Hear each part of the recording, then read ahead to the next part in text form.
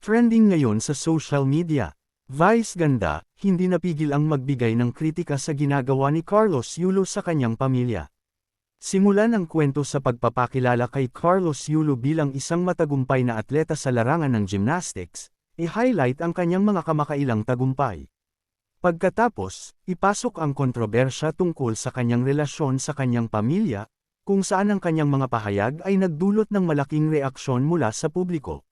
Pahayag ni Carlos Yulo, elahad natin ang kontrobersyal na pahayag ni Carlos Yulo tungkol sa kanyang pananaw na hindi niya obligasyon ang tumulong sa kanyang mga magulang. Ipaliwanag ang kanyang katwiran na tungkulin ng kanyang mga magulang ang pagpapalaki sa kanya, at kung paano ito ikinagulat ng marami, lalo na ngayong matagumpay na siya at kumikita ng malaki. Reaksyon ng publiko, ilarawan natin ang galit at dismaya ng mga netizens at ng publiko. Banggitin ang mga opinyon na lumabas online, kung saan inakusahan si Carlos na nawalan na ng pagpapahalaga sa kanyang pamilya. Isama ang mga komento ng netizens na nagsasabing ang pagbabago sa ugali ni Carlos ay dulot ng impluwensya ng kanyang nobya na si Chloe San Jose, na tinatawag nilang feeder, athlete's foot, at bacteria. Ipagdiin na marami ang naniniwalang si Chloe ang dahilan ng lamat sa relasyon ni Carlos sa kanyang pamilya. Reaksyon ni Vice Ganda, ipakilala ang naging reaksyon ni Vice Ganda tungkol sa issue. Ipahayag kung paano kilala si Vice sa pagiging direkta at prangka sa mga isyung pampubliko, at hindi niya napigil ang magpahayag ng pagkadismaya. E-quote ang mga sinabi ni Vice kung saan kinwestiyon niya ang kawalan ng utang na loob ni Carlos sa kanyang mga magulang.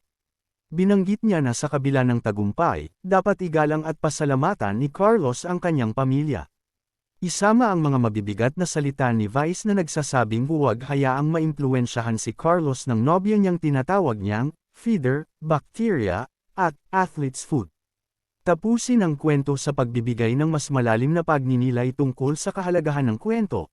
I-highlight kung paano mas napapansin ang mga pampamilyang isyu ng mga public figure tulad ni Carlos Yulo at kung paano sila mas nabibigyan ng kritisismo sa harap ng publiko.